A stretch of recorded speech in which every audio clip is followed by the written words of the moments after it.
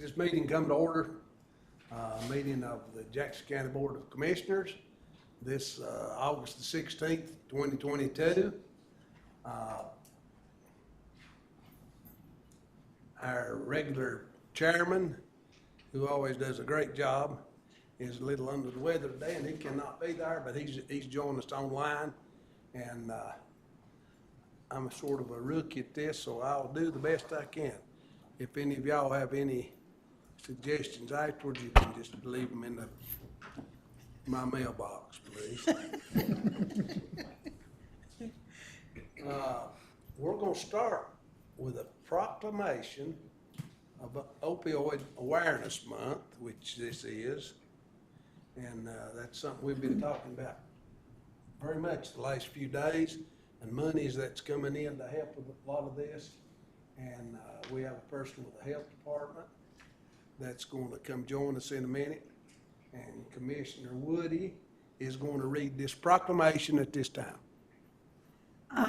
Commissioner Stribling and I just had the privilege of attending, along with our county manager, Don Adams, a kind of a, I guess, symposium on the opioid settlement money, and it was a regional effort sponsored by Southwest Commission, and we heard a lot of excellent information, not only about the money that will be coming to us here in Jackson County, but also some very important ways that we can work together regionally and with different entities within our community that are already working in some of these areas. So just for transparency and the community's understanding, we take this very seriously on our board. We are looking at lots of ways that we can use this money, but we want to be very strategic, and we also want to be have a long-term effect. So we're taking our time, but we will, as we move through this process, let everyone know what we're doing as we move forward. So as far as this proclamation, it's declaring September as Jackson County Opioid Awareness Month. Whereas the disease of substance use disorder and overdose deaths pose a threat to the life, health, and well-being of Jackson County residents and family units, and whereas 22 Jackson County residents lost their lives to opioid overdoses in 2021 alone, and whereas Jackson County has a significantly higher rate of medication and drug overdose deaths and opioid-related deaths when compared to the state and 3 of the 4 surrounding counties, and whereas the opioid epidemic has contributed to a rise in serious and costly health consequences and a significant rise in the number and rate of hospitalizations associated with drug withdrawal in newborns, and a rise in the number of children in foster care. And whereas the lack of behavioral health services, treatment facilities, and harm reduction measures in the region leave residents and families without access to resources for help. And whereas substance use disorder and overdose deaths cause pain, suffering, and loss to individuals, families, and communities across all demographics and regardless of socioeconomic status, that can never be measured. Now, therefore, be it resolved by the Board of Commissioners of Jackson County that September is Jackson County Opioid Awareness Month, adopted the 16th day of August, 2022, attested by Angie M. Winchester, Clerk, and Boyce M. Dietz, Vice Chair.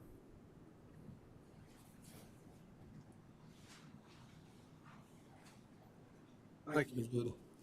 And at this time, if Ms. Messer, Janelle Messer, if she'll come forward, we're going to present you this proclamation.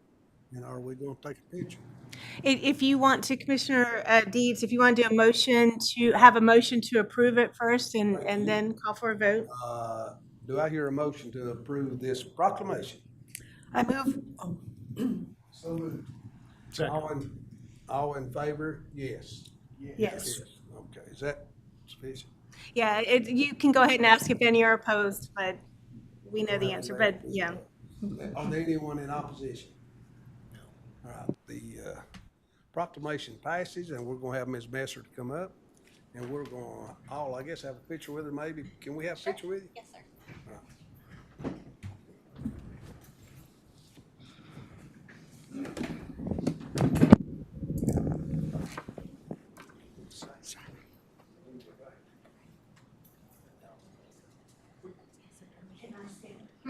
Miss Messer is one of my former students. So proud of her.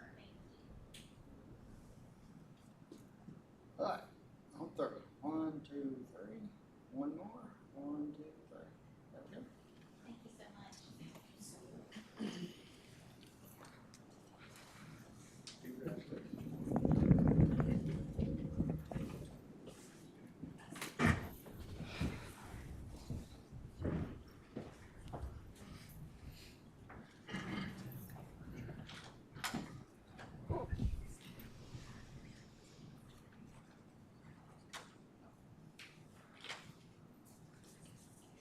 Next, we need to approve the agenda. And having read the copy that you have of our agenda, are there any questions? Mr. Chairman, Yes, Mr. sir. Vice Chair, I would request that a 10A be added under the title of Building Reuse Grant. Building reuse grants. Yes, sir. It's Okay. a project coming forward for expansion of a business, and I think this will be something the board would definitely like to hear about and act on. Do we need to vote on whether to add that? Or if there's a motion with that change to approve the agenda, that works as well. We need to approve the agenda with the change that just got from our, So moved, Mr. Vice Chair. okay, all in favor? Aye. Aye. Okay, and next, y'all just bear with me now. Approve of the minutes, I make a motion that we approve the minutes from August 2nd, 2022.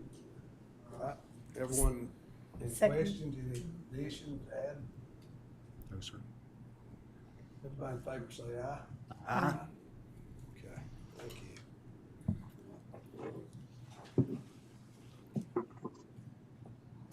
All right, we have chairman's report, and, I have no report today. we hope you're feeling better. Yes, And, thank you. I do not have a report. Ms. Woody? Yes, I wanted to say that I had the privilege of representing Jackson County at the North Carolina Association of County Commissioners annual meeting, which was held in Concord, North Carolina. And we were very fortunate to have some great speakers. One of the keynotes was addressing the opioid crisis and the impact on counties. So we got some great information for that. One of the days on Thursday, I took the entire day and participated in a workshop and got a certificate from the 100 Counties Prepared Training. And this was done by the president of the association with regard to 100 counties being prepared in any type of emergency situation. And I want to say this, one of the privileges of going to these meetings and seeing people across the state is hearing back about some of the wonderful staff we had. And one of the main presenters could not say enough about Todd Dillard and how wonderfully he works statewide. He's our county emergency management director, but he also has a reputation statewide and how he has helped other people. And then another presenter was named Brock. Oh my goodness, his last name escaped me. He was former director of FEMA under former President Trump, and he is now a consultant But I had met him before. He happens to be a friend and goes to the same church with our son-in-law and daughter. But he spoke so highly as well of Todd Dillard and the work that he's done, and just being able to meet these people. And one of the suggestions that they made, which I would like to follow through on, is having our emergency and management director come and present our plan to the board so that we're all educated on what the plan is. And one of the questions they asked us at the beginning of the workshop is, do you know your county's plan? And I thought, no, I don't. And we have access to it, but just to have Mr. Dillard come and present, and then they gave us this sheet with the roles and responsibilities of board chair, county manager, emergency management director, county clerk, and board members. The number one thing I took away is stay in your own lane. Don't get in the way of the professionals. But as elected officials, we still need to be aware and be able to support all of our staff. And I think what happened in Macon County last year, Haywood County last year with the flooding, I thought we're kind of exempt from those disasters, but it happened right next to us. And so I think this would be something that would be great moving forward. And other than that, I will share as we go along on some of the things. I also ordered, they're going to come next week. I think we all got the very newest rendition of the county map book that the association puts out. It has every county and all the different things like medium age. And it's a really wonderful tool as we make decisions. So we'll be getting copies for our staff and the rest of our board. Thank you, Ms. Wood. Thank you. I feel like that I'm speaking for all of us when we say we all thank you for the way you represent us and for going to all these meetings you go to. And it's very important, but not only that, the important information and stuff that you bring back to us. So we appreciate that and appreciate you. All right. It's an honor. It's an honor for me to represent you all. Thank you. Thank you. Mr. Jones? Just to say a couple words on what Ms. Woody just talked about. It's not quite the same, but I will have to say when the county manager, director of our public health department, our Sheriff Chip Hall's organization, the deputy sheriffs, National Guard, and going back to when we had the vaccine and the drive-throughs, how so well coordinated that was and relatively thrown together pretty quickly. And the fire departments, fire chiefs all contributed. It was, we kind of look back and take it for granted now, but the effort and collaboration that went into those injection sites and around the county was incredible when you think about it. So that's just a little touching on what you were educated on. And thank you. Thank you. And I agree. Mr. Tom? I have no report, Mr. Vice Chair. Thank you, sir. Thank you. Where are we? Mr. Manager, please. I have a brief report today, and timing is everything, Commissioner Woody. We do have Mr. Dillard scheduled to be at the September 13th work session and to talk about update on our plans and everything. So we will move forward, and Mr. Dillard will be here before the board and hopefully achieve what you're trying to achieve. So, and then what you do, I do have just a brief summary, manager update. You do have attached the June and July zoning and building permits in your packets. I'm just going to scroll back to it and leave it there. The planning department issued one commercial zoning permit in the month of June.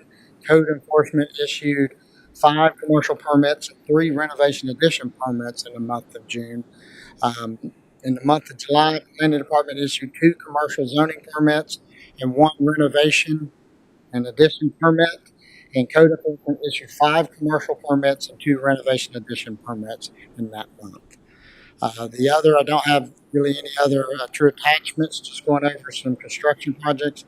The Animal Rescue Center Green Energy Park is 84% complete through the month of July. Delays, once again, have moved the anticipated substantial completion date back to October to November. Paving contractor is lined up to be on site the first week of September. The flooring contractor is lined up to start August 29th. As I stated, it's 84% complete. So where we're at is we're really at the finishes of everything on this facility. And it's a matter of the contractor the general contractor being able to get these subs lined up back on site. The flooring will be started August 29th. The built-in cabinetry is lined up to be installed at the end of September. And then final finishes are scheduled to take place in October. Furniture is scheduled to be delivered and installed in the month of October. What I'm hoping to do is set up tours once the pavement, flooring, and painting has been done. So I'm hoping that'll be somewhere at the end of September, and I can set up some tours. Even though we may not move into the facility until November, I believe we could go ahead and start bringing in commissioners, the users, the nonprofit, things of that nature, and touring around. And hopefully I'm going to attempt to do it by the month of October. The next item is pre-construction meeting for the Aquatic Center to take place August 11th. Mobilization is scheduled to take place in mid-September. Right now we're shooting for September 12th. The initial goal will be build the new parking lot. So if you recall, I don't have the site plan. There's going to be an additional parking lot built next to the basketball goals is on the other end of the existing facility. And then that parking will really turn into the main parking lot for basically the majority of the construction period. Because if you recall, the actual facility itself is basically being built on part of the existing parking lot. And so we're putting together a transition plan. We hope to have that in discussion at the beginning of September. And that way we'll be able to educate not only the board, but the public about the transition. We also have to do some upgrades and modifications to allow for the temporary entrance. And we call it temporary, but remember, this construction's, this project's going to be 2 years long. So this is really, for some people, it's going to feel permanent because they'll be entering this for a couple of years until we finalize the construction itself. But we'll ultimately look to have the full transitional plan out and available to everybody during mobilization. Remember, mobilization is just them coming out parking stuff. And once we have that out, we'll publicize it to everybody so they'll have exact dates and details in regards to the transition. We're also trying to work around as best we can the soccer season. Okay, if we can get the main construction started right after soccer season's ending, then that's going to work well. In the future, we're just going to have to rely on the Colowee parking. The Colowee Elementary School parking a lot for our events, and it's just we'll have to do the best we can as we proceed forward. Next item is the architectural contract for the domestic violence shelter has been executed. We're moving forward with the surveying of the property. When you do surveys, it's not just boundaries, you do topo, identify utilities, underground, sewer, storm sewer, things of that nature. Once the survey information is available, we can start our planning process with the Center for Domestic Peace. So we really need all that underground stuff and all that identified just to make sure there weren't any unknowns that we weren't aware of before we started this project. And then we can begin the planning process with the Domestic Peace group. And it will take us 8 months plus to actually go out to bid on this process. And then finally, Equinox has developed a proposed architectural contract for the Casher splash pad in the Kuala Whittier Park. Right now, Rusty's still waiting on them. Once we get them, the proposals to us, we have to go and talk to them and make sure we're all comfortable. Once staff is ready to recommend those proposals, we'll bring it back to the board for approval, and that's what will allow these projects to start. And then finally, I don't want to steal Dr. Ayers' thunder, but I do want to give a compliment. I think she'll mention a little bit when she presents, but she did have her back to school event this past Saturday, and I did have a chance to just, I rode by, I was out riding a motorcycle, so I rode by there on my motorcycle, and I was, quite frankly, it's so impressed the amount of turnout that was there. And I'll let Dr. Ayers give the details of this event, but I just want to thank her and her staff, and Rusty and his staff, Rusty Ellis, our rec director. It looked like it was an excellent event. And having said that, I just want to say I thank you and recognize her efforts. That's all. That's my report, Mr. Vice Chair. I, I want to make one addition to that. I think that was such a wonderful event, and I know that we had partners from our staff. The health department gave shots, besides, obviously, Rusty doing such a wonderful job coordinating together. And to me, that's what it's all about, collaboration, our different agencies and partners working together just to serve our citizens. So thank you to everyone that was a part of that. Anyone else? Thank you, Mr. Vice Chair. Nobody has signed up for public. No one? No, sir. All right, being that no one has signed up for informal comments, we'll go with our consent agenda. And if Ms. Fox come forward, please. And first of all, did you watch Texas and Maryland? No, I didn't. I've watched them up to The yesterday. League World Championship game last night down in Greenville, North Carolina. Texas win. They won. It's awesome. The whole series has been Y'all good. don't know Ms. Fox is a girls Excellent. softball guru. Yes, she is. For Well, my granddaughter generations. is, but, Well, and your daughter, Yeah. generations. well, thank you. And Alana's an app today, yesterday, She's gone to school now. Yeah. Oh, getting Grandma cried. settled in. Settled in. We're proud of her, and she's representing our county just like the rest of us are representing the county. So That's right. that's great. We're gonna follow her, and we hope she does it well. Thank I'd like to say that's a fine school. That she, Oh, dear. Okay, back to business. That's it. Thank y'all. I'll go over the highlights for July. The general fund revenues collected to date is $3,365,248.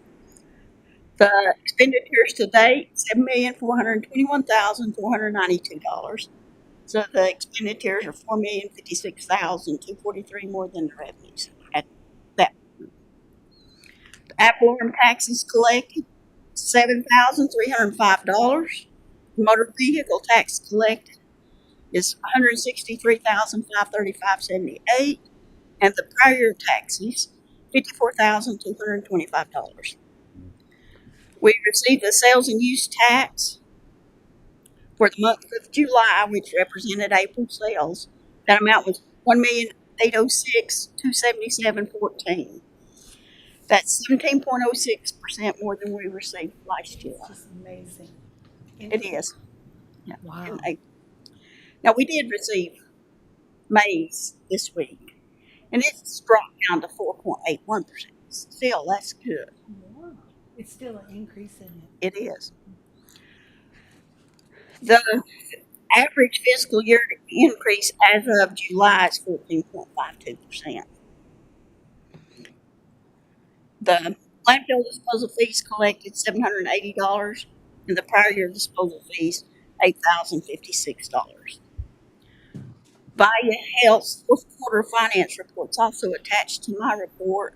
They had revenues of $707,899,628 and expenditures of $668,487,832. They had net income of $5,436,360.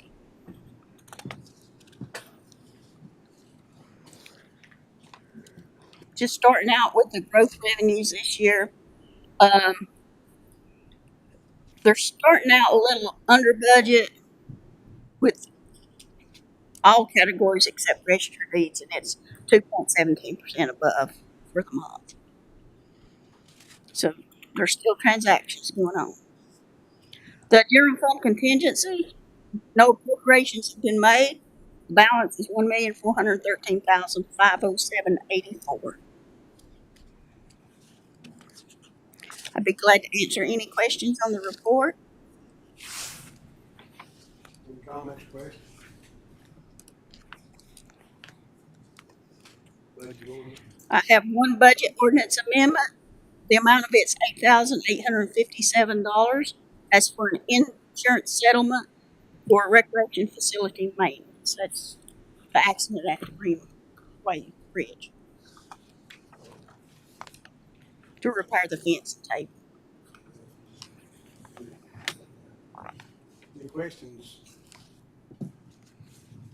Ms. Fox? Thank you. Thank you. Right, Ms. Henson, please.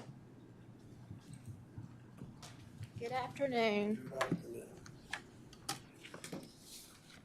So, for July, the 2022 taxes collected for the county were $58,891. The delinquent taxes collected were $79,696. The total deposited for the month of July was $140,578.09. And also for the month, there were overpayment refunds of $433.51. Any questions? For Ms. Henson? No questions? That's fine, a question. Please don't.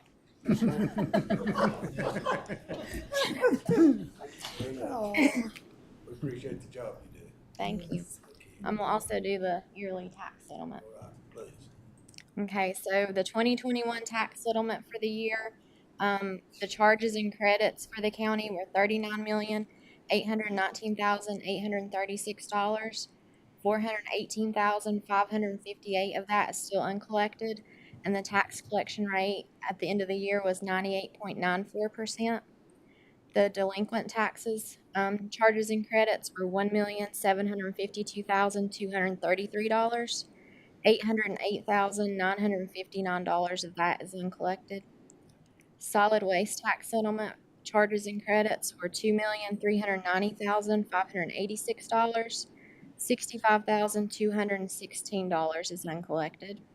The delinquent solid waste charges and credits were $185,348, with $81,717 uncollected. And the delinquent motor vehicle taxes, charges and credits were $35,478, with $24,095 uncollected. And definitely don't ask any questions on that one. Thank you. Thank you. Appreciate you. Mr. Vice Chair, would you entertain a motion to approve the consent agenda as presented? I would like to do that. Thank you. So moved. Second. All right, Ms. We have to vote on that? Okay. Commissioner Stribling, Yes. Commissioner Jones, Yes. Commissioner Woody, Yes. Commissioner Deeds, Yes. Chairman McMahon. Yes. Motion carries. All right, we're to new business. I understand we have Mr. Chip Hall, but I don't see Mr. Chip Hall. But I see a fellow that I believe is gonna represent our, I'm gonna be the stand-in. Sheriff's I'm sure you'll do fine. Thank you. I appreciate it, members of the board. Thank you. Sheriff Hall was out of the office this morning on personal business, but appearing on his behalf. You have a memo before you. Traditionally, we transfer our pistol service weapons to our retiring members, and we've had 2 members of the sheriff's office retire at the first half of the year. Steve Collins is listed there. Steve retired on 1 February. He has still working for us 1 day a week in a part-time role, but he has officially retired. And then Sergeant Nan Tritt retired from the school SRO position effective August 1. And we were wishing to transfer her service weapon to her as well. And as you know, the statute allows us to do that for a nominal fee set at the county's discretion, I believe. would be appropriate. And in the past, we've done that for the nominal fee of $1, which I've got 2 of those in my pocket. Scrounged around And in we're the gonna car. try each one of us to find $2. We can do that. Okay. Help do that, because we very much appreciate it. I think in the That's past very that has much been for a done. sidearm. Yeah. And, so thank you. So we just need board's approval, I guess, to move forward on that. I don't know, Mr. Adams can share with us if we have to have a motion to carry that through, or just your, All right, do I hear a motion to, I make a present motion, these that- sidearms and buy them for these 2 retired? I make a motion that we transfer the service weapons to Senior Deputy Steve Collins and Sergeant Nan Tritt for $1 apiece. Do I hear a second? Second. Ms. Angie? Commissioner Deeds, Yes. Commissioner Woody, Yes. Commissioner Jones, Yes. Commissioner Stribling, Yes. Chairman McMahon. Yes, motion carries. thank you. And thank y'all for your support. I So appreciate it. now we got Thank the you. dilemma, they all want to give $1, so you got 2 extra dollars. I got $2 extra. Well, I know for a fact we've got two more members retiring between now and December 1st. All right, thank you. Thank you. Give that to All right, so we're, Officer White. We got you covered. We got you Just covered. rounded up 6. We got you covered. so what are you gonna do with the extra $4? How are you gonna account for that? Oh, look at, she, Darlene, always knows where every penny goes. I love that. I have a feeling the school's going to end up with that money. Okay. Thank you very much. Thank you, Officer White.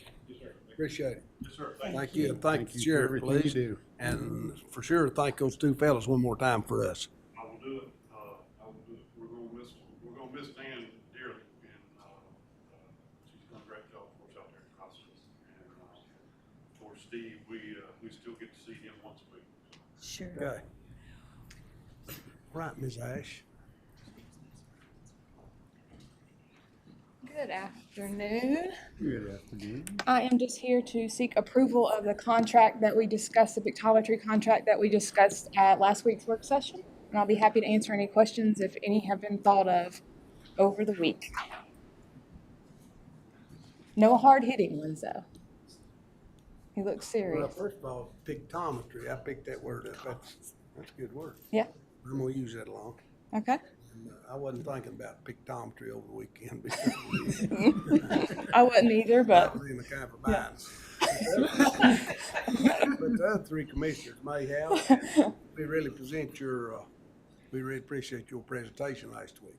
thank you, thank you. And would someone like to make a motion to approve this? I move that we approve this request from the pictometry agreement.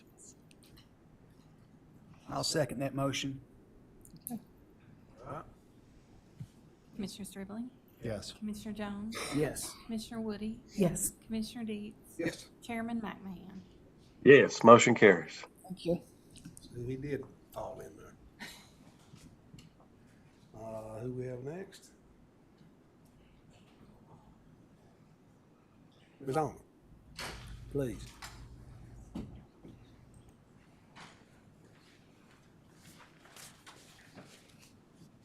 Good afternoon, Commissioners. It's actually nice to officially meet you because this is the first time that I've been before you, so thank you. And it's nice How's it to, going? it's going great. It's going great. I have a wonderful staff, a great system, and so I'm very excited. Thank you. So today, what we're going to be talking about is, as most of you are aware, that annually North Carolina transit agencies apply for grant funds through the North Carolina Department of Transportation Integrated Mobility Division, and they are responsible for administrating federal and state public transportation funds. And so what we're asking for today is the request to hold a public hearing for the fiscal year 2024 Community Transportation Program grant applications on September 20th at 12:55 p.m. Okay. Haven't heard this request for September the 20th to have a hearing, correct? Yes, that is correct. Do you have any questions about that or comments or whatever? Do I have do I hear a motion to do so? So we make a motion to approve the public hearing. Yes. Second. All right, haven't heard the motion and a second. Ms. Winchester? Commissioner Deeds? Yes. Commissioner Woody? Yes. Commissioner Jones? Yes. Commissioner Stribling? Yes. Chairman McMahon? Yes, motion carries. And just so everybody understands too, thank you, Ms. Holm. She did a good job of just, for the 5311, 5310, of breaking out what the public hearing is going to be in regards to. And then obviously you can see the grant amount versus the match amounts in both of these programs. So it's for the board and for the public. When the public hearing is held, then Ms. Holm will go back over these details prior to the public hearing. Very good. We'll make it harder next time. I do have. Thank you for what you're doing. Go ahead. I have a question, not in regard to this request, but have you, since gas prices have gotten so much higher, have you seen an increase in requests for transportation through All-Transit? I would say that in correlation to COVID transportation and the reduction in trips, obviously we are seeing a step increase in the number of folks that are requesting transportation. So it's kind of hard to correlate that yet as more people feel comfortable riding public transportation. After the mask mandate was taken away, then we really did start to see that increase back again for usage of public transportation. So it's kind of hard to correlate, but I am happy to say that we're seeing more employment transportation requests. And so that may be related to the current gas prices. Now, have you had any staffing issues? I know the schools have bus driver issues. Are you able to keep your staff? When I started in January, we did have one open position. It did take us at least about five months to get close to filling that position, but I'm happy to say that we're fully staffed at the moment. Good. Thank you. Thank you. Ms. Holm, is that local match, did that go up or down from last year? Do you know? Actually, there is a little bit of an increase for the administrative, the 5311 administrative, which is the total amount is $202,210. That's actually a 5% increase than what we actually received for fiscal year 23. So yes, there is a little bit more in the local share match just because of that 5% increase in the total amount. And then the 5310 operating, $75,000 last year, fiscal year 23. I think that amount was, it was approximately, I want to say, 85,000. So it's a little bit less that we're asking for this year for the 5310, because what happened was the original amount was $175,000 total amount that was asked for, but North Carolina Department of Transportation actually came back and only gave us $125,000. And so this year we just tried not to raise the bar as high, but still trying to ask for more than what we currently received. Thank you. Thank you. Nice to meet you. Ms. Breedlove. Please. Good afternoon. Good afternoon. I'm here to present a new supplemental paid leave policy, and this is in response to the state of emergency leave policy expiring.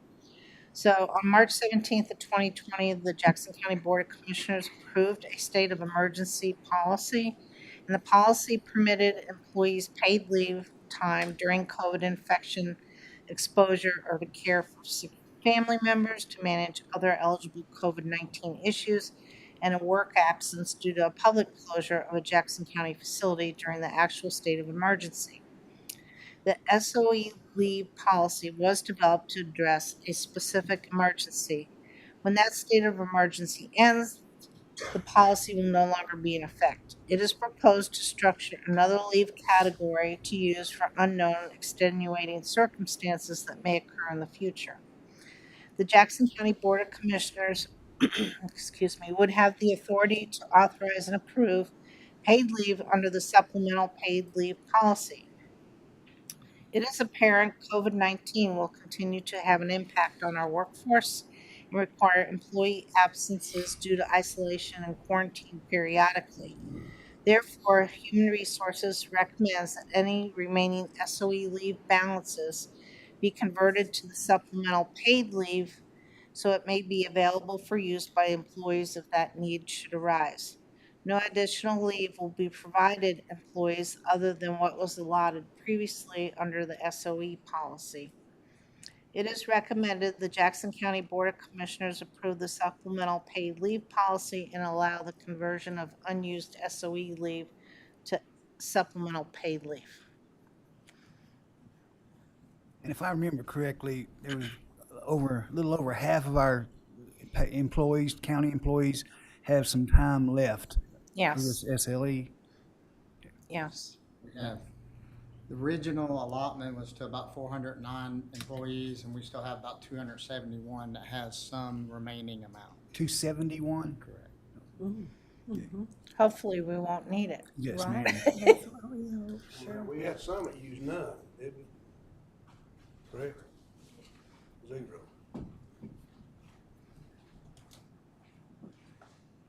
I'd make a motion to approve this supplemental paid leave policy, Mr. Vice Chair.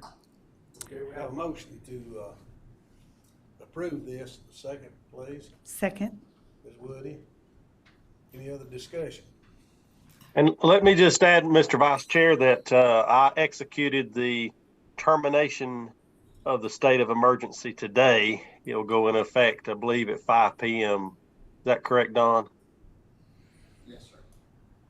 Yeah, so this is in line with what action I took today. So that will automatically transfer all this over today. Thank you for the information, Mr. Chairman. Any other comments?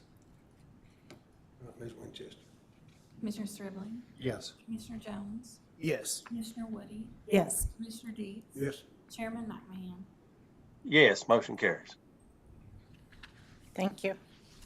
Thank you.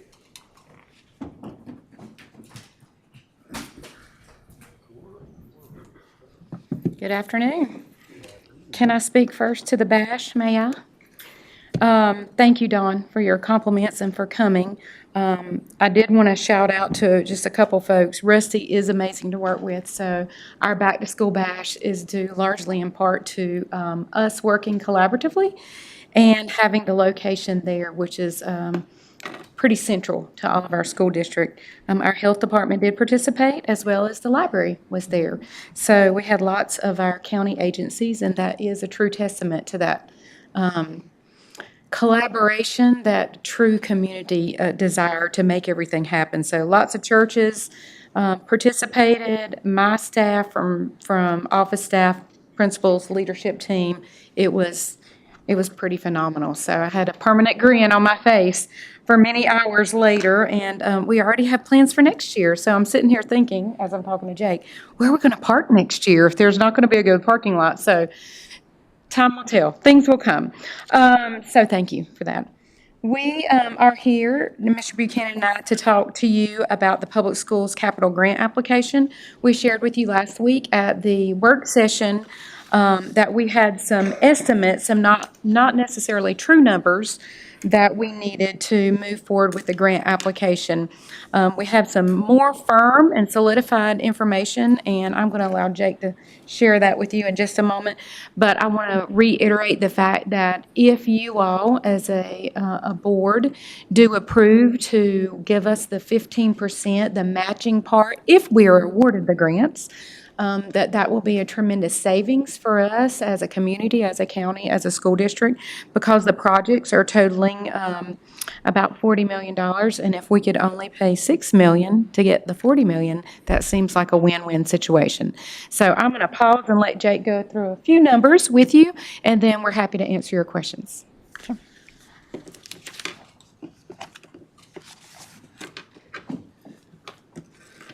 I do know I'm a better history teacher than a construction estimator, but some of them weren't too bad.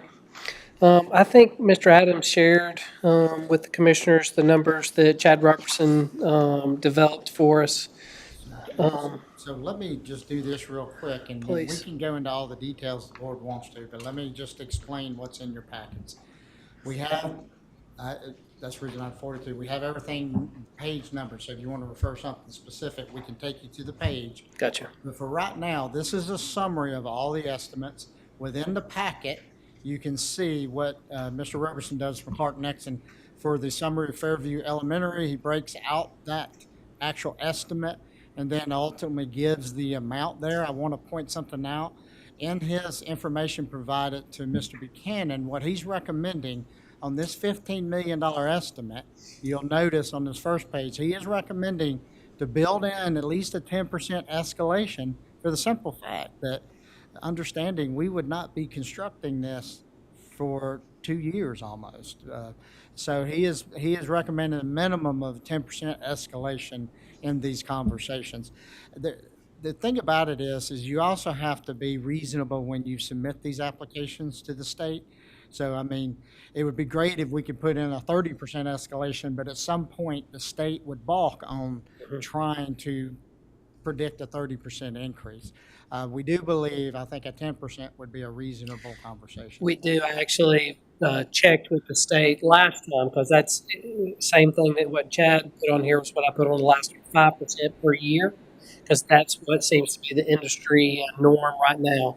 And they thought, if anything, that might have been lowballing it, 3 or 4 months ago. So I think it's a very appropriate number. So you'll see at the beginning of each of these a summary of the actual estimate, but then I'm just going to scroll through real quick. Then it breaks down that estimate. It'll take every project like that and give you detailed information. And what I'm going to do is scroll on down to the bottom. The last 3 pages is what we'll eventually get into, and that's what the available revenues are.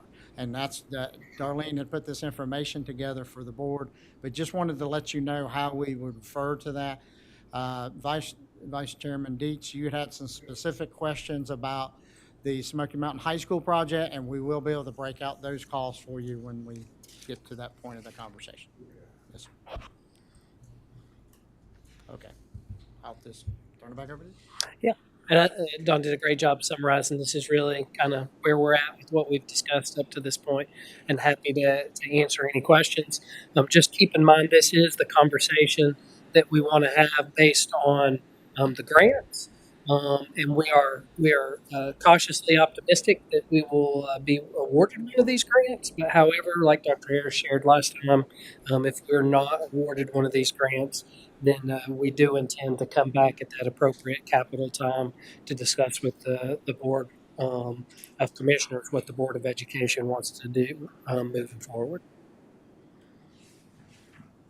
Are you aware of any county in the 7-county system in Western North Carolina that may be committed to the increasing that to that 15% by chance, or is the price so high as we talked, people backed off? So as far as the 7 western counties, we're the only county with the 15% requirement. Everybody else is a less requirement than us of the 7 western counties. But I'm not aware. I'm not aware. Dr. Ayers might be of any western counties that didn't submit a first-time grant that's planning on submitting one a second time. Keep in mind, if our rate change had not changed, we would not even have had to reapply. It just would have been an automatic application. So places like Cherokee County, who we know is going for a new high school, they don't need to reapply because their rate didn't change. And can you remind me why that rate changed? It was the going back to the presentation we had last week, it basically comes down, basically in layman's terms, it's them calculating a county's ability to pay, ability to generate taxes, and their ability to pay those taxes, plus with the debt that they've. So we And Dawn can explain run it better that than me. ratio, and then we have higher value in our counties, and that along with our tier ranking of not of being tier 2 versus they give that extra credit if you're tier 1, the lowest economically distressed ranking. And so us having higher value, low debt ratio, and not being ranked a tier 1 county, those are all areas that we lose points in this grant application. Thank you. Because we've done a good job. But, well, and then Swain County, 80% of their land is federal. You know, it's not, so they, no tax, 80% they can't tax. So it is a different picture for them. So, I'll jump straight to it. So let's jump down to, I'll scroll down to page, for example, and I'm just going through this to help you read all this information. So if you'll scroll to page 6.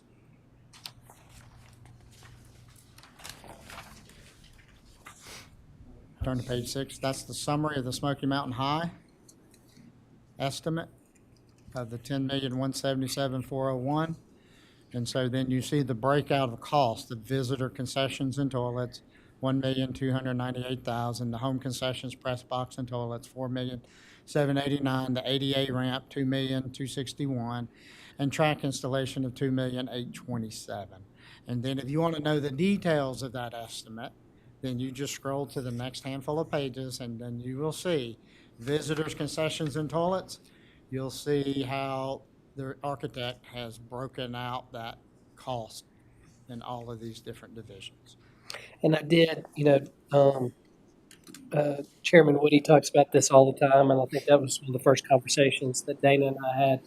What a wonderful relationship the two boards have, and so we wanted to be completely and totally transparent and provide every bit of information as far as what we're looking at. So, but again, we'll come back. We are asking for this match, and I guess I would put it this way without saying this, since there's no person from DPI sitting here.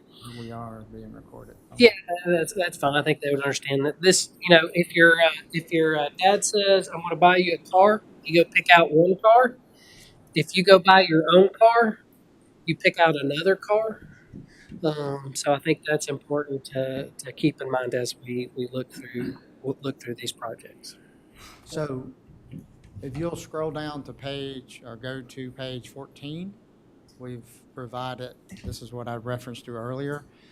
So what this is doing, if you recall, the information put together by Darlene is still there in page, it is all put together by her, 15 and 16, but I'd asked her to combine the Articles 40 and 42, which those articles, those sales tax, the 40 and 60% of those sales tax are mandated to go to public schools with the agreement of this board and the Board of Education.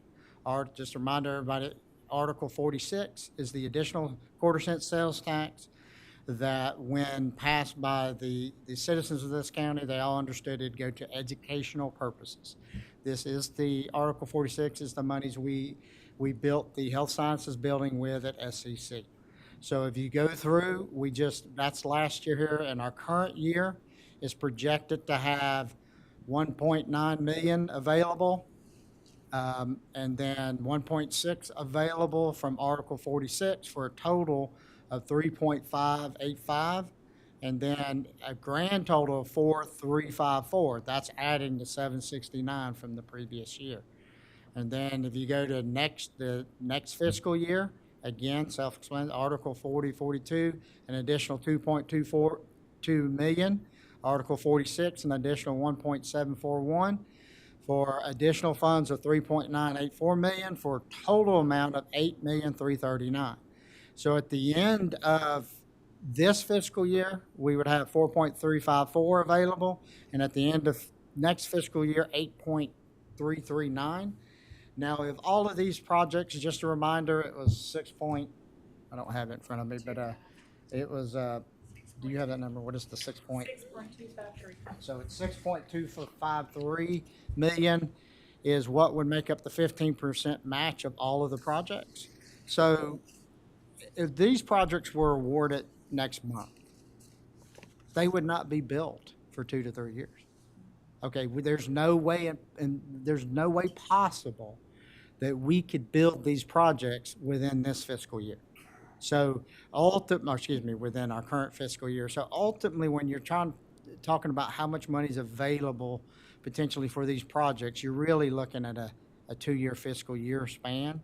Obviously, this would be, if you went that route, it would be committing a lot of the 46 to this. But having said that, there are still monies available above the 6.2 million, because we will have 8.3 million available at the end of next fiscal year. And then going back to what you were somewhat referring to, I think it would be a good problem to have if we received approval of $41 million worth of projects with a $6 million match. I honestly think that would be a really good problem to have, to get a $35 million grants and then us talk about how to deal with $6 million. But we know what happened during the last round of grants. And so if you do vote to move forward with this, then what you are committing, if they approve, is you're committing that 15% match. So it does somewhat tie that money up a little bit until we hear back from DOI in regards to those grants. I believe Chairman McMahon was somewhat referencing it at our work session about, well, we might as well plan on that amount of money being tied up until, because they didn't give us a deadline, but we were figuring first of the year. At the latest, yeah. And first of the calendar year, which would be around January. So if you chose to move forward, you potentially would be tying up that $6.2 million up until January. Now, if an emergency came up where you felt like you needed to do something else, well, remember, we do have general fund balances, and we have other fund balances too that we could work with.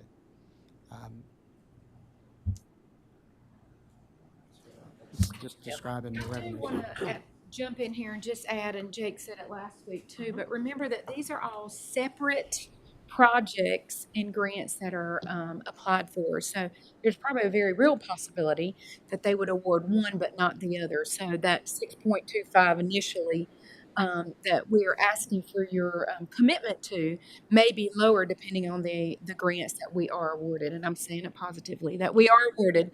So there may be 1, 2, or 3, since each school is a separate grant application. The money that went to our security projects at the 4 schools, was that part of the 46? It was part of, Right there. See that 3 point, if you look on there, that this is your Article 46. So if you go to the last page, 16, what this does is it describes the life of that Article 46 sales tax from its inception.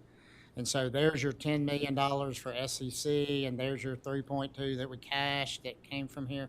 But then there's a debt payment for the health sciences building right there. You see that 182 and the 3.4? That's the cash that came out of this Article 46 that went to those safety projects. Okay. And the other half of that monies came from our Article 40 and 42. 40 and 42. Okay, thank you. Right there. So if you go to the one above that shows the life of the 40 and 42, I believe the school safety projects right there, there's the $4 million. Thanks.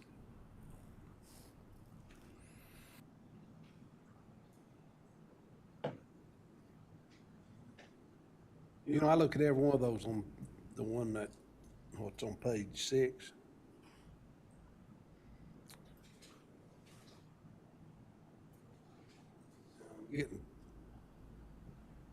I'm getting too old, not been around enough, I guess.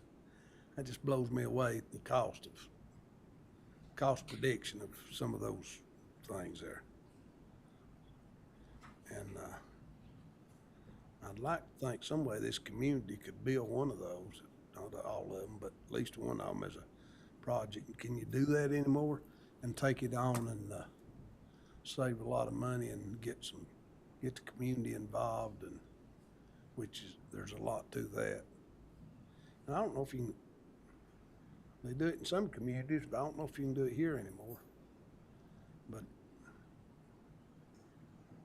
Well, we have a history of doing that with several things. Our library, huge community support. But, and I think when I look at these costs, I've never built a house or anything. And I'm 70 years old. I have no experience in that. And I think the wake-up call for me when we had to spend $4 million on those projects for safety that Mr. Buchanan brought to us, and that's been what, almost 3 years when you started. Well, Yeah. we had initially hoped that it would be 4 million. it was 7, wasn't it? Seven, that's right, and it went way up. Seven. Okay, before yeah, when and I I was gonna understand say, and then it went way up, and yeah. And so ever since then, it's just like, I really hope, and I have trust that Mr. Adams and Mr. Buchanan and the Board of Ed are being very good stewards of this money, because I don't have that view of cost in this economy and what it costs to build.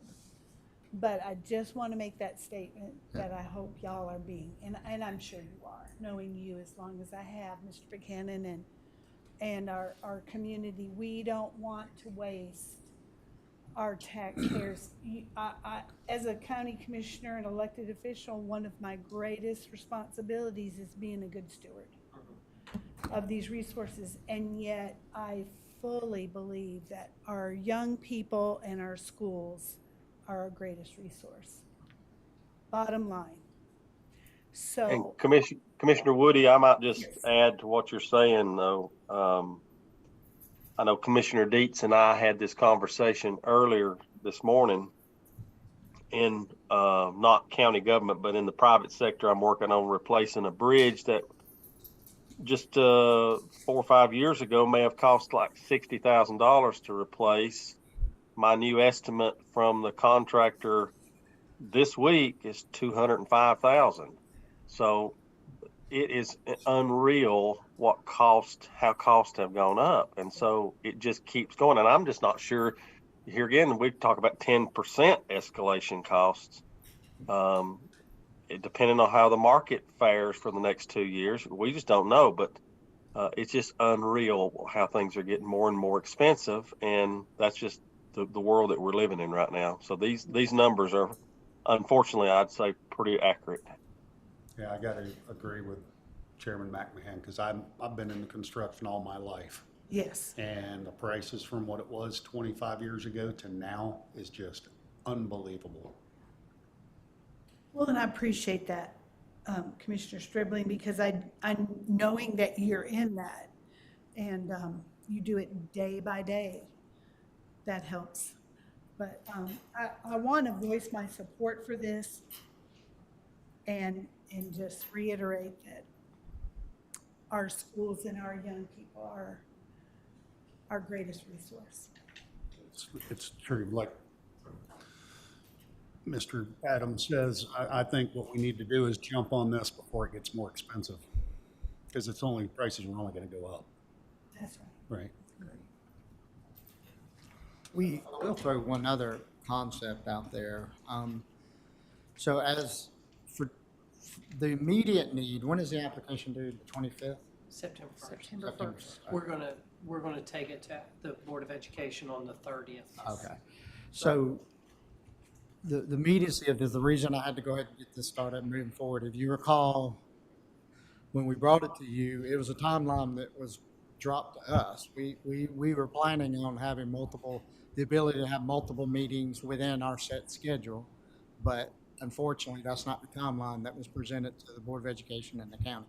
So there's really, in my mind, a couple issues. One is do we wish to proceed forward with a grant application? And if you do, if you wish to approve it, then you're ultimately approving $6.2 million worth of capacity to be as a match, 6 point whatever the exact is, to be as a match to those grant applications. And that's really the initial approval that's being requested by this board. Now, the second part of these conversations about that we talked a little bit about, are we really going to wait on some of these things? Some of these are priorities for us with or without grants. You know, we hope we get grants, but some of these are priorities for us. And so, you know, in future conversations, we could have conversations about are some of these things, could we go ahead and start design work? So instead of waiting, as y'all all have now, we have all discovered, like I mentioned to you with the domestic violence shelter, it's going to take us 8 to 10 months just to get the design to even get a price on that building. So my point is there could be conversations amongst this board and the Board of Education about, okay, that's great, we have these applications in, but is there some things we want to start design work on so that come January, we're ready to make decisions. And I throw that out as maybe not a decision to be made today, but as a concept, so that when we do understand what grants we have gotten and what grants we haven't, if there are priorities here, we could start designs, because it saves 6 months, 7 months worth of conversations. I just throw that out, and that may be for future boards and future discussions, but I just throw that out as a alternative.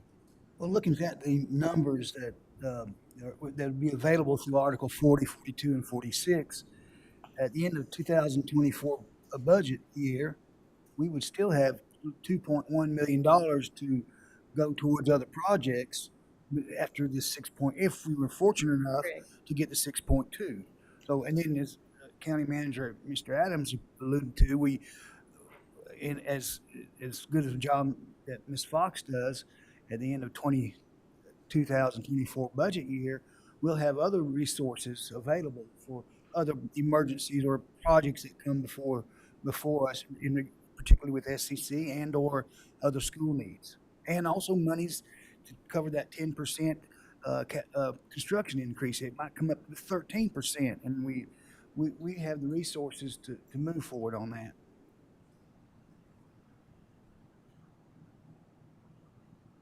Well, we've got great intentions. I make a motion that we go ahead and approve the public school capital grant application. I second that. Discussion. Well, I have discussion. We all have real good intentions. We call these our priorities, don't we, Mr. Superintendent? Absolutely. They're our priorities. These are When our we look at priorities. them, if we bunch them all together and leave them, our priorities are 2 years away or 3 and 4 years away. And I don't know what kind of priority that was, if it can wait that long. I think a priority is something needed pretty much. And I think it'd be a crying shame for us to continue to go down that road with some of these things that we need, and wait on it all to come together as a unit. When we could pick out 1 or 2 of them, but I guess you pick out 1 to start with, and find some way to do it, and some way to do it in less than 2 years. I've been on that deal about the concession stand and restrooms out there forever, but I mean, you can wait to run around the track, but when you're over there like at the ball game, you can't wait, you know? And then and that's not been right forever. And that was built in 1960, I believe. And I don't know if there's anything wrong with us getting people involved in doing some things anymore. It's a little more difficult because of inspections and this and that, and having to be a certified, right? Yes, sir. Contractor. So I've done a little of that. But there's places, if they decide they want a restroom and concessions built over there, it'd be built before the end of this football season's over, you know? And that's happened here. Now, that whole stadium out there was built with paper mill pretty much. And the baseball field originally, it was built, just people are building it and working on it. And That's sort of how you have to do things sometimes. I don't know why we can't, and I'm talking too much. And the reason you want to do that, you need to get something done because it's a priority, and that's if we can't get something done. But the other reason you want to do it is it is so helpful in a community. If a community can go together and build something, and then it says, I want you to look at that track they built, spent $500,000 on. Can you believe they spent it? Instead of some people looking at something and saying, I want you to look at the track we built. Because we did this and we put that into it and we done something else. And I think you all understand what I'm saying. All right, any other discussion? So I just want to point one, if you go to the details of the visitors concessions and toilets, because Commissioner Deeds, this is a topic that's been discussed. I've been sitting here these whole years, all the years you've been bringing this up. So if you look at the detail of that right there, what I've got on the screen here, the actual proposed construction cost in 2022 dollars is $797,000, but it's all these soft costs. He's building in escalation because you weren't sure how long it would go, so there's 191. Building in, you look at these other bonds and insurance, and you look at the general contractor fee, then these soft costs. You see that soft cost right there of $127,000. That ultimately is going to be the geotech, architect, things of that nature. If it was a priority right now to start this part of the project, this is the visitor side, concessions and toilets. Yeah. Then the next step would be to start architectural design work, which would be that we'd have to see what the contract would be. But for right now, that estimate's about $127,000. That's a lot. But I'm just showing you what the numbers are. And Well, I'll tell you what my number is. The first person, a fellow that graduated out there, he's done architecture work and every bit of that, can do every bit of that. The first thing I'd do is, and I'm not gonna mention his name, first thing I'd do is call in to him, we're gonna build this building down there. And you did the same thing on the other end to the field house. How about drawing this up and taking care of all of it, and you just kind of help us out on this? And he said, yeah. So, Coach, I would like to address that because that is something that's been discussed, but it is a different world. So let me use the baseball field at Smoky Mountain High School as an example. Because you're right, that field got built by dads out there. And so because of that, not having an architect, but just getting a bunch of guys that know what they're doing together, got us an OCR complaint to the federal government. And then we spent $500,000 to fix what a lot of good, meaning people started to do. And so when we do things like that, you're not going to be able to get an architect. And I know who you're talking about, and I venture to say I'm not sure he'd be willing to do that too, to be willing to put their stamp on something, to not have a licensed and bonded general contractor to come in and do it. Well, I know that's what I'm saying. I don't know that you'd be able to get those things together.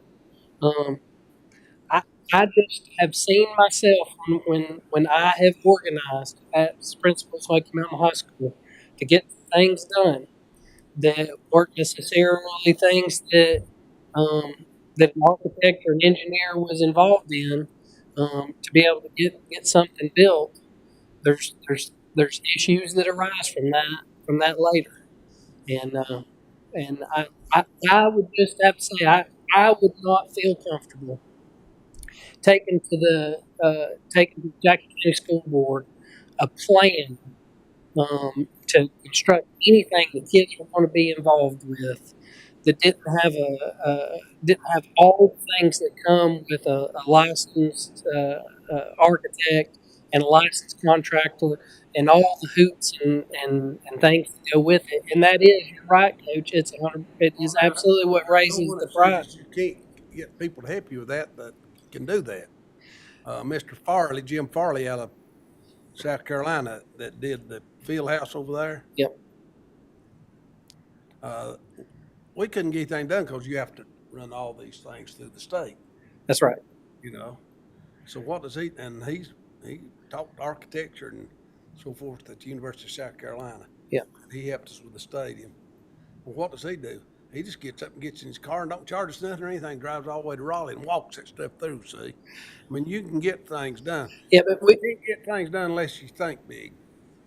yeah, Well, Mr. Vice Chair, Yes, I, Mr. Chair. I think that for today's purpose, You want to slow us down? we probably ought to just vote on this to approve the money. I totally agree with what you're saying, but maybe we can find ways to move forward quicker on some of these other projects, but that'll have to come at a work session where we can sit down as a group with our school counterparts and let's prioritize this list and find ways to make some of this stuff happen. Okay. Not 10 years from now, but soon. It's the 10 years and it's the years and years and years after that, after a while, rubs you wrong and you wonder who's leading. Okay, thank you, Mr. Chairman. All right, we've had a discussion and we've had a motion and a second. Ms. Winchester? Commissioner Deeds? Yes. Commissioner Woody? Yes. Commissioner Jones? Yes. Commissioner Stribling? Yes. Chairman McMahon? Yes, motion carries.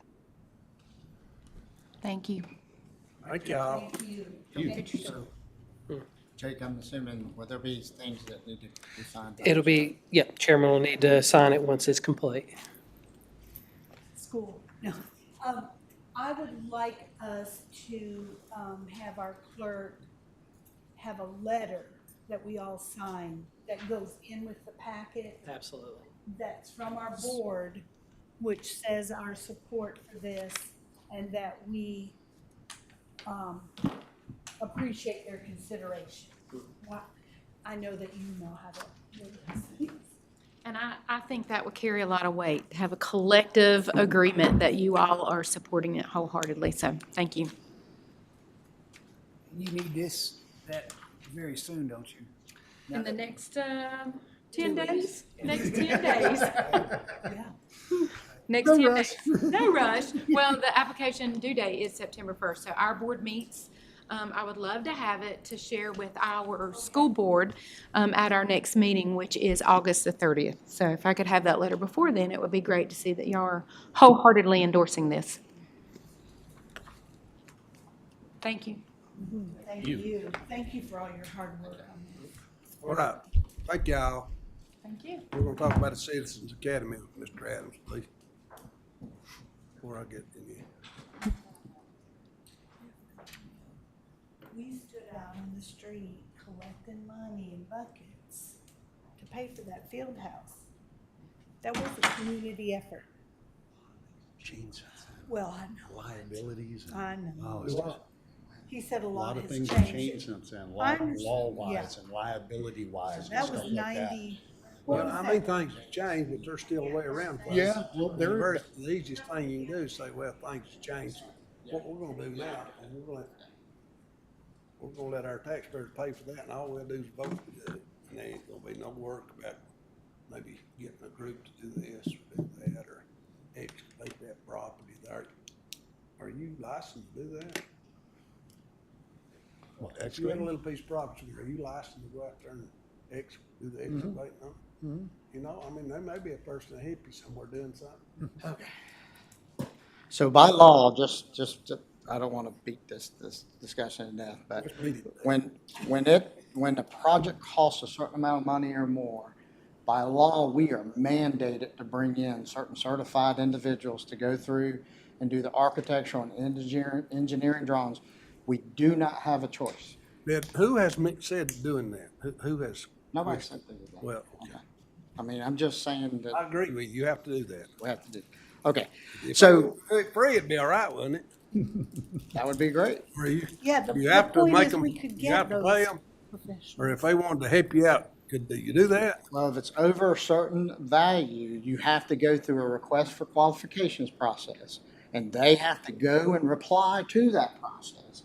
And then they have to be selected through that process, which has, Don, how about Western Builders? what about Western Builders? They're certified builders and got license and. Now then, they cannot, they have to go through a bid process. I know, but are they certified to build and do and? They're not an architect firm, no. No, I ain't talking about architect. Okay. If you just build a building, you have to. They build certain buildings that come with engineered packages. Okay, so that's. I think that's all I need. Yeah, yeah. So that's how the private world, yeah. Let me just mention, it's a little different. I'm getting off the topic, but the fundraising component is something that the community can do. And that, for example, let's take the track. We heard from a young man about the needs. What if somebody, whether it's within the school board, with school system, would approach the concessions folks of upcoming sporting events, and maybe a certain portion of each game could go towards a specific project that we designate as, if we didn't have the funds to do it, that's where the community could come in. What Commissioner Woody mentioned about the buckets struck that idea. There's no reason why the community, and going back to what Vice Chair Deach said, it's a we and they, and I think the we as a community can come forward and help in certain facets from a financial donation component, whether it's a volunteer work or not. Still we can reach out. We should be able to have an avenue to reach out to the public on certain projects, whether it's be for the school or a park somewhere in the community, anywhere. This discussion's gone too far, but. All right. But thank you for your thoughts. And I hope I didn't go too far, but I feel passionate about this. Yes, and that's And when good. if you're gonna get someone to take a project on like that, you have to have somebody that's passionate about it. You can't just appoint someone to do that. It's got to be somebody that's not, they're passionate. All right, shut up, boys. So next item of discussion, positive, is that we do have 16 participants in our upcoming Citizens Academy program. Just a reminder that the kickoff is September 8th at 5 p.m. here. You're all invited if you wish to address the group at the initial meeting. There will be food. Please just let Carrie know if you're coming so she'll know how many meals to pull together. And I would say that we are still, even though the deadline for applications has gone by, we still have space. So if you know anybody that's interested, and I tried to show you, we tried to have a representation from the county. So we gave you the person's name and their location. And so you can see that we could use somebody maybe from the Cashers or Glenville area if they wanted to participate, or we do have a Whittier participant, but maybe from that area we do have. But I do think this is fairly representative. It does show several parts of our county, so that's good news. We try to get multiple people in from different parts of our county, but we do have additional room, and so if you know anybody, please encourage them to still apply. We will take them up to right towards the end. We do have to vet and do all of that, and then once we do start this program, at that point, the application process will be closed. And that day is September 8th? Yeah, we can't, so I really need it probably a good week before that if they're still interested. I'm sorry. The time? 5 p.m. on September 8th.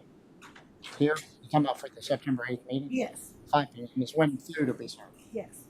And that location of that first one? Could Yeah. you send it to me? Okay, great. Right here. We'll eat at the work session room, and then we'll do probably. And what time does the presentation start? Is it 5:30? I think it's Okay. 5:30 to 6. So 5:30 to is 6. the kickoff time. Yeah, we get here, we try to get everybody fed, and then here's what really happens is they get in there, by the time they get to eating, it's about 5:15, and then about 5:30 is when I'm trying to get everybody to finish eating, 5:20, and then 5:45, that's every meeting, just so you know. So a lot of times we're really, really getting started about 5:45 to 6 minutes. Just trying to get an idea for work and being able to be here. Yeah. All right, thank you. All right. That's great. And then we do have the added item, and I'm going to pass out a letter. Miss Henry apologizes. She was was not able to attend, she had previous commitments, and, but it is good news. Yes. I'll pull it up. This is 10B Yes. and 10A, I'm sorry. Mr. Chairman, I emailed this to you, and I'm gonna pull it up on the screen, on the screen here. I think, yeah. Oh, that's the wrong thing. Is that it?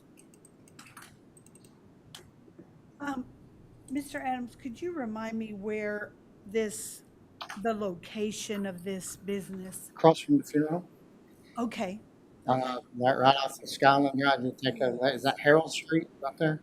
yeah. Harold Street. And during COVID, I believe, what used to be Webster Enterprises made masks in there, I believe, didn't they? I believe that. Yeah. So it's that building right there, and it's hard to go, there's funeral home, there's Yes. Skyland Drive. Yeah. Well, it has to be below. So Miss Henry has been working with this group.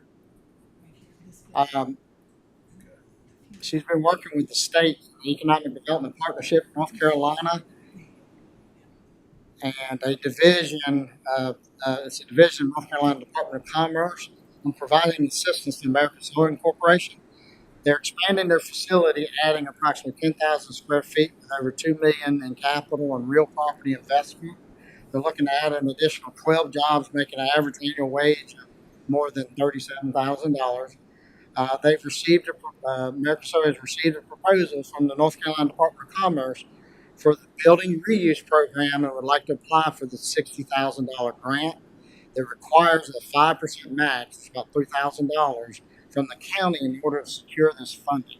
The application is due August 25th, so I'm authorized to sign grant applications if it's already within the budget and or doesn't require a match, but since it requires a $3,000 match, I do need approval from this board. The $3,000, actually, we're going to utilize the COG, our Council on Governments, to help administer the grant. So we'll part of this grant budget will be administration, and so our match will really end up going to the COG, Council on Governments, to help administer the grant.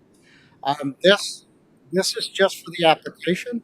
If they get approved, there'd have to be a resolution that comes back before the board, and we can schedule Ms. Henry to come back for you. And when she's asking for that resolution adoption, then she can provide all other details necessary. That's great. Does everybody know where it's at? Yes. I make a motion that we approve the match so that they can apply for this grant. All right, we got a motion and a second. Any other discussion? $3,000, correct? Yes. Right now. Ms. Winchester? Commissioner Deeds? Yes. Commissioner Woody? Yes. Commissioner Jones? Yes. Commissioner Stribling? Yes. Chairman McMahon? Yes, motion carries.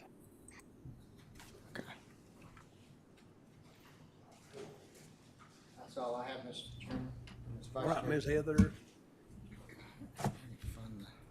Were these?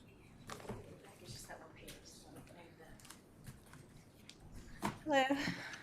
So this is a resolution that we looked at in work session regarding the new legislation that allows you to delegate authority to refund excise tax to county manager and county finance office pursuant to this resolution, if you're inclined to do that. And I can answer any questions, but it hasn't changed since you saw it last week. I move that we approve this resolution to allow the county manager to have the authority to grant requests for refund of overpayment of excise tax. Second. All right, we've had a motion and a second for R 22-18. Any other discussion? Winchester? Commissioner Stribling? Yes. Commissioner Jones? Yes. Commissioner Woody? Yes. Commissioner Deeds? Chairman McMahon? Yes, motion carries.